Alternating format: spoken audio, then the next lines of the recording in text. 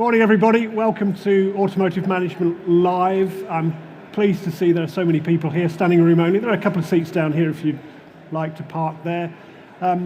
We're looking at friction this morning and how to deal with it with unified systems and consistent systems and unified data.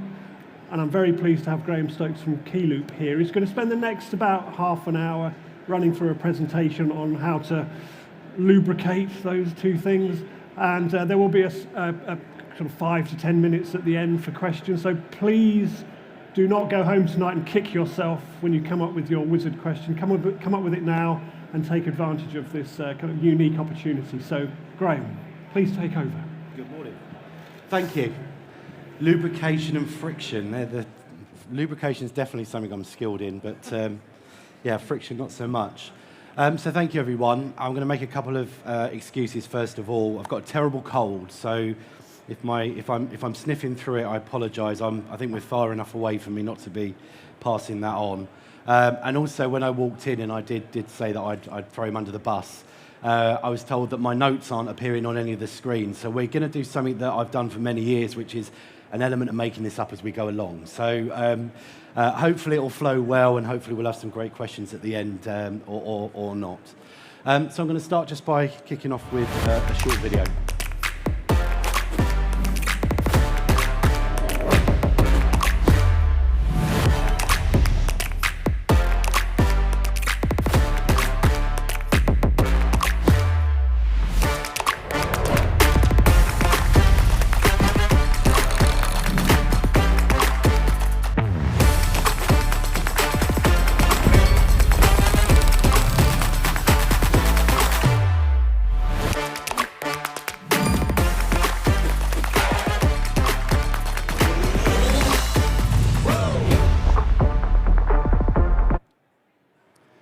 Okay, so I've got the great pleasure of kicking off today at this event that I've been to. I was trying to think last night, probably for as long as it's been going, and it's evolved over certainly the last 5 or 6 years, and it really is becoming very much focused around technology now. I think when I first came many years ago, there was lots of kind of paint suppliers and bodywork suppliers, and I had a quick walk around this morning, and most of the people that are here are all focused on technology and how they can help you as retailers and OEMs and finance people kind of run more efficiently, and that's where we at Keyloop sit. I've got the job of talking to you about connected systems and unified data, which isn't the most exciting title, but I think it's something that everybody in their mind completely understands. I started off in this industry 30 years ago, and even back then when we were using kind of green and black screens to run day-to-day processes, understanding how you manage the customer through a life cycle was critical. Lots of it was done on paper, lots of it was done with kind of very simple systems that didn't integrate. I mean, the term integration wasn't really around. And if you fast forward, as I look at this year and the people that are displaying here this year, technology is now a fundamental part of the automotive industry. And we're lucky, right, because the things that we sell and we service, they're the most technical things that are out in the world, right? Essentially, they're spaceships. They could fly to the moon if they were propositioned correctly. Some of the capabilities that they've got in technology and some of the capabilities that are being developed with the technology around them is just incredible. So how do we kind of move what we all do to support that and then move it towards delivering a really kind of seamless customer journey? And that's where we at Keyloop sit. I'm going to start very quickly by a quick update on us. We saw the screen on Keyloop. I think this year's been incredibly big for us. We made a huge acquisition early in the year, and it was strategically very important. You know, we as a business are fundamentally known for being a DMS vendor, and we've grown through acquisition to purchase purchase companies and systems that we believe fundamentally provide that seamless integration. And what we've also done is opened ourselves up to try and build an ecosystem that creates a partner opportunity. So we want to build a best-in-breed option for our customers. We want our customers to drive their customer experience. We want our customers to pick what they think are the best products and solutions to run their business. And what we want to do is integrate that and provide an ecosystem that allows that to work. In the acquisition of ATG earlier this year, we felt we've kind of brought a fundamental final piece of that jigsaw into the Keyloop business. We looked at a business that had been incredibly successful over many years in operating in the omni-channel digital space, and we looked at how we could use that to, as I say, kind of put the final piece of the jigsaw into the puzzle. And the last few months have been around how we start to integrate that, and I'll cover that at the end of this session today. But first, I'm going to start by telling you that I'm probably not going to tell you anything you don't already know. In fact, you probably know it far better than I do. Yeah, retailing in a consumer-driven world is fundamental to how successful we are. We all have the luxury in this room of having an opinion on how we like to be treated, and we're all consumers. We may buy cars, we may service cars, but we certainly shop online, we certainly look for houses online, we certainly expect when we've looked for something online that experience to be run and managed through the buying journey really seamlessly. Our opinions and that of our customers is formed on how we want to be treated.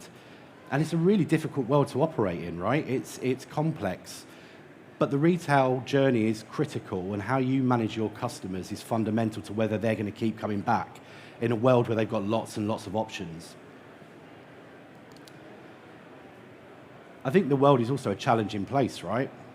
Politically, there's lots of challenges going on which are impacting supply chains, impacting human beings, impacting decisions that we make about long-term investment and things like that. And as consumers, and I touched on it earlier, we all have an experience that we want to work towards when we buy things, when we open up relationships with our partners, with people that we buy from. We're operating in an age where customer experience is fundamental to whether people are going to keep buying, keep engaging. And we're also operating in an age where time is very poor and experience is very important. I'm a really terrible purchaser of anything. I have a very short attention span. When I go on a website, if the website doesn't load within a few seconds, I'll move on to the next one. You know, if the information isn't available, I'll move on to the next one. And if we think about those experiences that we have and then align them to how you guys run your businesses and the systems that support that, it's a key part of what you're looking for over the next 3 to 5 years of your strategies. So who's cracked CX? And that's a question I want you all to think about. And this is something I'm quite passionate about because customer experience is critical. When I think about who I operate and work with and buy from on a regular basis, and I think about the experience, I have an emotional response to it. I don't have a kind of methodical one. I think about who's easy to do business with. I think about those people that I shop with or I buy from or I interface with that make my life really simple. And I want to give an example that I use regularly, which is John Lewis, right? You may find this hard to believe, but I am not a massive fan of shopping. I spend a short amount of time choosing things that I like to buy, and I'll quite often go back and buy them over and over again. And I think about John Lewis as a great example of a business that is not that dissimilar to how the automotive industry runs. Okay, it built itself with local businesses operating stores in a town centre and staff that really cared about how they looked after their customers. And I think in my experience of automotive, that's how the UK automotive industry has grown. I remember working with businesses, time and time again, who genuinely look after their customers well. They service them, they remind them when they need to do things, and when it's an opportunity to sell them a new car, they do the best deal they can for them on a very local scale. But John Lewis has had to adapt over the last 15 to 20 years as we as consumers have changed, but also as technology has started to empower the supply chain, has started to empower the workshop, the storefront. And they've created a nice environment for somebody like me that can go online and decide what I want to buy, and I can pick what I want to buy, and I can buy it there and then, and that goes off and updates their supply chain mechanism. It tells the factory, or it tells the big kind of warehouses in Milton Keynes that I want to buy this and I want it delivered. What it then does is it sends that item or multiple items to my local Waitrose, my favourite store in the world, because it's 10 minutes up the road from me and it sells everything I need, so I don't have to go to multiple places. And I get out of my car having driven there and I walk in and I click that I'm here on my app on my phone, so I don't have to wait. And somebody wonderful comes out and gives me my parcel, and it's like Christmas morning, and I say thank you. and then I've got the thing that I bought yesterday because it's arrived within 24 hours, and then I look around and go, could really do with a donut. And I walk over to the donuts, and I buy a couple of donuts, and then I've just got a message saying I need to get some milk and some bread, so I go and buy that, and then I'm walking past the candy kittens, and my kids like them, so I buy them. Then I go to the checkout, don't have to speak to anyone, I put them down, seamlessly use their point-of-sale interface to check myself out, put it in a bag, I walk out, grab the little newspaper that I'll read at some point that tells me how not to cook duck, get in my car, and I go home. I've got a bag full of shopping that's cost me £25. I've got my jumper that's cost me £80. I did all of this yesterday, it's in my door today, and I haven't had to do anything else. So I've gone in to pick something up that I bought. Without them even trying, they've upsold me because I'm there and we buy things when we're in stores. And then I've gone home and I've got that wonderful experience of great. And if I try that jumper on, and unsurprisingly I've put on some more pounds in the last few days, I put it back in the box, I take it back to the store and they send it back to me, for me. Done. It's a truly simple experience. And align that, and what I'd like you to go away is align that with how your businesses operate, because they're really similar checkpoints. I was on a webinar last week and somebody asked a really good question, which is who's cracked this? And the industry that's cracked it is retail. And we're all retailers, right? We sell stuff, we look after customers. So shops like John Lewis have cracked it. And I want to just very quickly align that to who hasn't cracked it. And I want to give you a very quick, unjudgmental experience I had recently with a car I used to have, which is where I'm the worst car driver and owner in the world because I'm terrible at getting it serviced and I'm really terrible at getting it MOT'd because unless someone tells me, I haven't got a clue. And I had been emailed by my local dealer, forgot, and then realised I needed my car MOT'd. So I went online, as we do, and booked in online and got a date for an MOT and a service. And on the day I got up and I drove there. I had a taxi coming to pick me up because I was going to leave it in there. That date was 6 weeks out, by the way. I had to wait 6 weeks for it. When I walked into the service department, I said, I'm here to drop my keys off for service and MOT. I'll be back around 5. And the service receptionist, poor person, said, sorry, we've got no record of your booking. We can't do that today. And I said, yeah, but I booked it in online. And they said, did you get a confirmation? I said, oh, I think I did.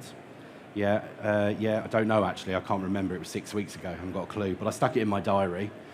And they said, I'm really sorry, we can't do it today, can you come back tomorrow? So I looked in my diary, couldn't do it. In the end, they squeezed me in, they were great, they squeezed me in. But think about that experience to the one that I've just had, right? This is a fairly significant capital investment in a car. I only need to see the retailer once a year. I've gone online because that service was offered, and I've turned up, and actually I was told, sorry, we can't do your business today. It's a really, really kind of poor experience. And that left me not tainted with the retailer, because they did everything they could do to solve it, but it left me really tainted with an experience of, I work for a company that does this, and we need to do it better, right? We need to help you do it better. That is fundamentally critical. Because there's a bunch of people out there that can do that MOT if I just drive in. I don't need to go to a retail outlet. I can pop into a Quick Fit or a Halfords and they'll probably make me wait 20 minutes and then they'll do it for me. But I don't want to go there. I want to go to the retail automotive space and embrace that whole journey. So that's who's cracked it and that's potentially who hasn't. The other people I think that have cracked it well, and I think this is important because it aligns to what we're trying to do, is the airline industry. I fly a lot, and I've got apps on my phone where I can spend significant amounts of money on flights within about 10 minutes because the flight company knows all my details. I'm on a loyalty program, so they'll automatically put me where I need to be. I can confirm that flight there and then.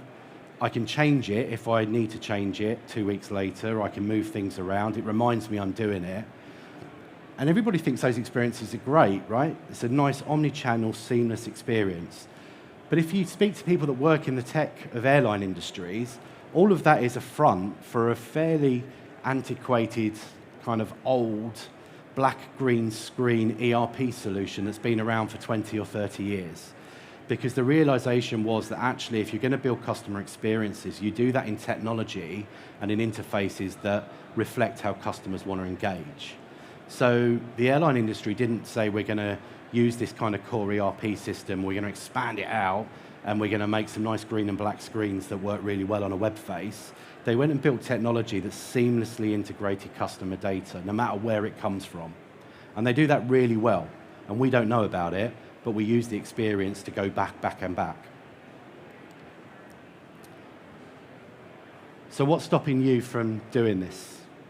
I kind of said earlier on, I've kind of worked around this industry for about 30 years. And I think this is by no means a criticism because I love the industry, but the industry is really hard, right? The margins are really short and small. The amount of effort and work that everybody has to put in to generate profitability in the automotive industry is incredibly hard, non-comparable to banking or insurance or retail, we talked about. So change is really hard because if people make substantial change to their business, that requires a long-term commitment because change often takes time to come to fruition. The industry is also under quite a lot of pressure, right? There's kind of the ZEV mandates coming in that's putting pressure on the types of vehicles that customers have presented to them that then has an impact on maybe how often you see that customer through a service schedule. We're seeing, and again, I reference the fact that we are part of the challenge to fix this, but we're seeing locked and siloed data, multiple systems being used to perform multiple tasks with a complete lack of interconnectivity or thought process around creating one customer record. I really love a buzzword, and there's several around this, right? You've got the 360 data view. Everybody wants a 360 data view. You've got the concept of siloed data. Well, they've got their data and I've got ours.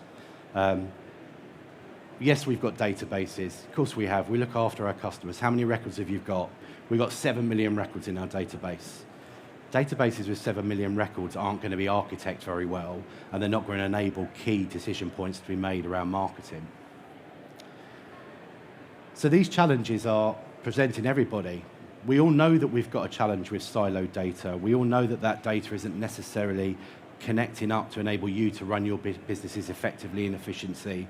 We're starting to hear the buzzwords around AI and what AI can do, and I'm using an AI tool at the moment in my day-to-day stuff. It's revolutionized my life. But the first thing I had to sort of do was sort out the fact that my filing system on my laptop was absolutely awful. When emails come in, I was putting them all over the place, and the data set was really difficult to manage. I spent an afternoon sorting that out, and now I'm understanding why AI has got real potential for us, right? Not just in doing things like kind of providing professional images around photographs for when we present them on websites, but actually around using kind of interpretations around data to drive decisions. And it really is fundamental to what the next 5 years looks like. And what happens if we don't do anything? Well, the reality is probably nothing. We'll just carry on as we are, right? We'll do a great job of looking after customers, of selling them vehicles, of servicing those vehicles, of making parts available when they're needed. But if we don't, as an industry, start to really put this as a central focus, other industries around us will start to adapt and they'll start to enter this space, and they do it really well. I talked about that John Lewis experience, but look at what Amazon does with data. Started off as a bookshop. It's moved a million miles away from that, where Jeff Bezos realized that the value in what he was creating on his website was in creating the AWS ecosystem to manage and then satisfy data needs from that. So we can carry on doing what we're doing, and that very much is the easy route, and I get it. But actually, I think probably what we all need to do is look at how do we build a strategy that simplifies how data is stored, how data is accessed, how data is processed, and then how data is used. And that's fundamental to, as I said, the next 3 to 5 years of how the industry evolves. We need to be in a position where customers believe they are personalized in their experience. So as a car buyer or as a user of your retail services, I want to know that what I'm being offered is personal to me, that when I do try and book that service in what feels like a really simple process, I know because I've booked it in that is going to happen, and that I'll get reminded a couple of days before. And actually, I might get reminded on the morning as well. We need to ensure that in an area of the business which is under significant constraint, the service part of the business where I started off, that we're maximising the efficiency of the hours that we've got available in the workshop with the skills that we've got. It's incredibly hard to recruit technicians. My dad was a technician for 50 years nearly, and when I tell him now about the challenges and the fact that if he was a tech today, he'd be like a Premiership footballer in his asks. I was in Ireland recently, and one of the big dealer groups over there was telling me that they're losing technicians from the workshop floor because the Intel plant down the road is bringing them all in on a couple of pounds an hour more in a wonderfully clean and clear environment, and they work 4 days on and 4 days off, and they've got a social club and a sports club and a subsidised canteen and all of these things that kind of people take for granted in other industries, but in our industry it's really hard to achieve. We need to make the service department simple because we want our service people that we trust and who are skilled to have the time in their day to do what they do really well, which is to look after customers. So now's the time to focus, to put data to work. We need to create that magical, seamless experience where you and me as consumers and users see one piece of data irrelevant of where it goes. We need to turn buyers into loyal customers because if you're not doing that, someone else will. And we need to unite that sales and after-sales process into one seamless journey. I like this phrase, turn shoppers into buyers, because I'm a shopper, right? I just shop around.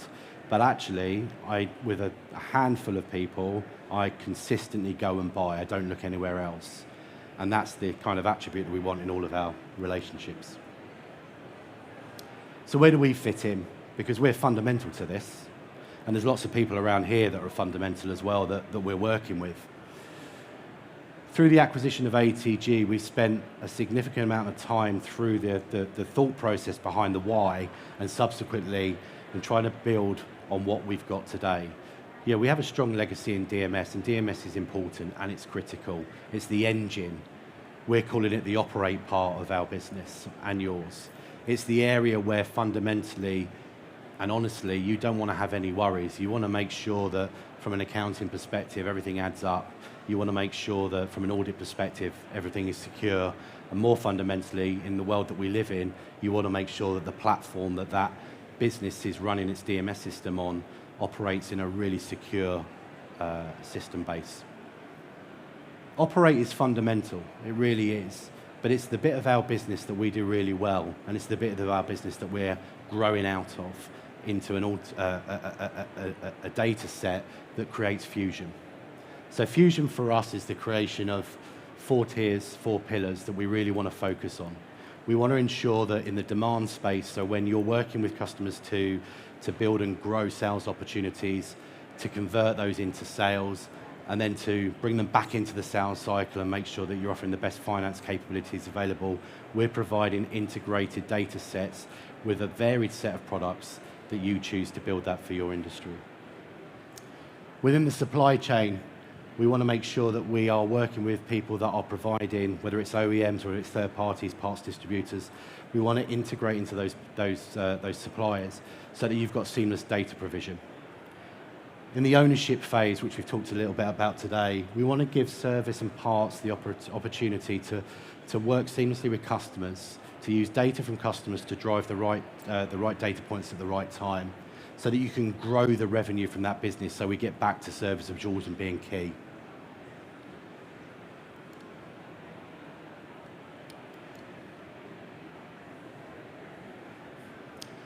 And look, everybody here today in this room is talking about what they can do for your business. And all of them do a great job, right? The industry's under an amazing period of momentum where we have to do more with less. Whether that's more with less people, more with less capabilities or skills, or more with less money. And technology enforces and grows that opportunity. I think if I was in your position, I'd be looking to really look at how my customer is managed through the engagement process that I have with them. And I'd look to talk to people that can really join that data point up, not just instantly with their system, but with how a whole ecosystem of great products and great partners interconnects on a bedrock of simplicity. And I think for me, that's kind of where we're sitting to try and assist the marketplace. Thank you.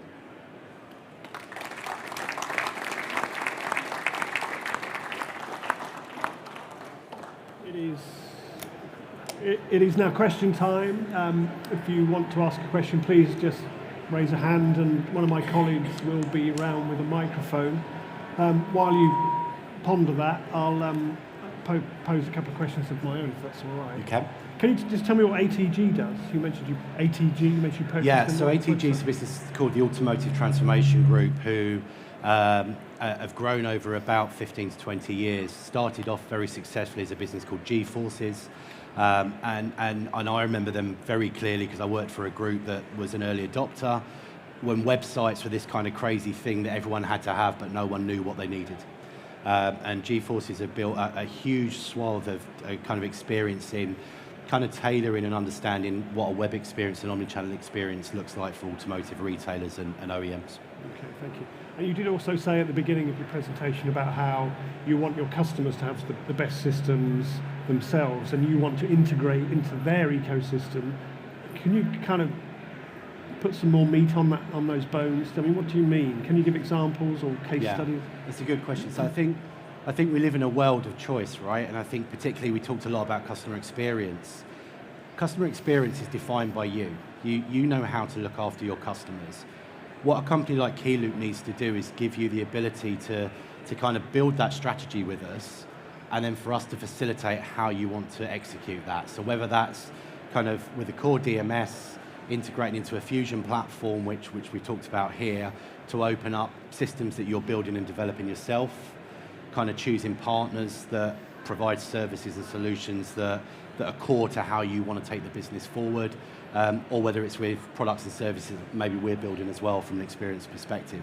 So fundamentally at the center of it is choice. Okay. You did say when you went into Waitrose and you had this retail experience, this holistic retail experience, you didn't need to speak to anyone. Is that something we should be focusing on, that kind of lack of human contact? I think the fundamentals of that comment is around, for the tasks that I'm performing, which are kind of hygiene. No, I don't need to speak to anyone, and probably no, I shouldn't. You know, if I want to go and ask questions and kind of maybe test something out, I've got the opportunity to go into the retail store, right? And I can do that there, and that's the same principle. And those people in that store, when I go and do that, that's what they're set out to do, to help, rather than to administer hygiene. So similar thing. Okay. And you also mentioned how, I think it's John Lewis, you said staff really care. Where's that come from? Is it, I'm sort of shoehorning this a little bit, but is it if you have all the back office working seamlessly and smoothly without friction, you get happy staff, or is that too simplistic? I think that contributes, but I think at the core of it, and I think it really does align to automotive, the staff that work in those kind of businesses, of which I think automotive are, they're passionate about the products they sell and they're passionate about the brands they work for. And in automotive, we have two brands, right? We have the retailer and we have the manufacturer and OEM. And I think that drives that desire to work for that business. There is this other party involved, isn't it? The OEM, which kind of can hinder help. Is that a dynamic that has to be addressed up front when you're looking at potential problems? And can they be overcome? They're potentially such a dominant partner. Yeah, I mean, I think there's actually three, because I think the finances are becoming more and more prevalent as well. I think for a business like us, where we're really focused and have been for 40 plus years, is building that triangle, right? How do we ensure that we're engaged with OEMs so that the systems and process that they're trying to kind of push into their retail experience mirrors what our retail customers are looking to do at the same time? And then with the evolution of kind of finances becoming more powerful as well, how do we seamlessly link that up? But it can be overcome. Do you offer a sort of a consultancy element to this as you kind of unify your own ecosystem with potentially dealer partners? And I suppose it's a small C, but do you kind of SWAT team and go into a business and say, start here? Is there always a starting point? And does it tend to be consistent where you can actually focus on initially? Yeah, I think so. Yes, we do. I mean, everything we do in that discussion process is all based around the outcome, right? What is the customer looking to achieve in making any kind of strategic or technical or tactical change? But I think, as with most things in life, 80% is the same wherever you go. It's that fundamental 20% that creates that specific and kind of layered service level. Can you say anything about the, if you like, the ROI? What's the impact on the bottom line if you get it right compared to some? Yeah, but you know, how many shillings and pence? Yeah, huge. I mean, it's a really good question because we're investing significantly and just starting to roll out a program where ROI is fundamental to any change process. But I mean, this is not a shillings and pence. This is a hundreds, if not millions, discussion point.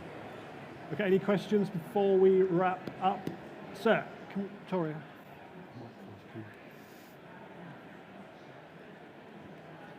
Thank you. You mentioned a couple of things. One of them was a 3 to 5 year sort of evolution of the customer cycle. And in one of your graphics up there, you put, this is a vision for Keyloop to create fusion.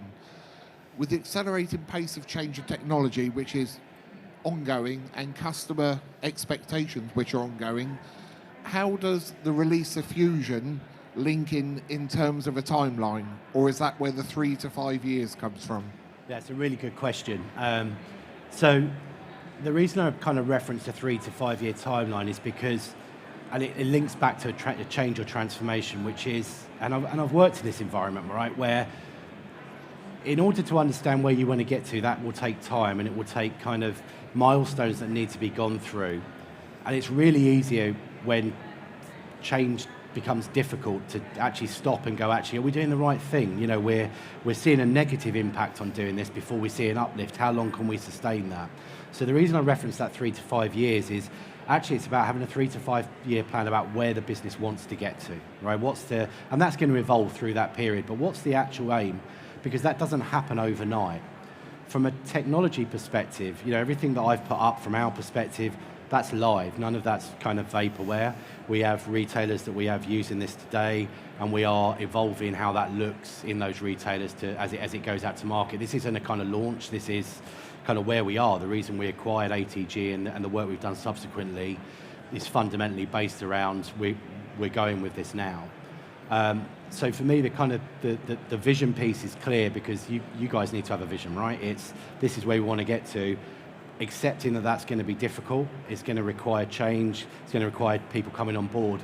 But the end game of these kind of 10 or 15 things over that period that we're going to achieve, and we stay true to that because in those periods where that change process is difficult, we go through it because this is where we're going to get to. And you kind of want to work with partners that have a consistent view over that time period because, as you say, tech will evolve incredibly quickly. And you want partners that are adapting to that change, but not detouring every time that happens so that your investment doesn't sustain. Any more for any more? I think that's all. Can we give Graham a round of applause, please? Thank you. Thanks very much. Thank you.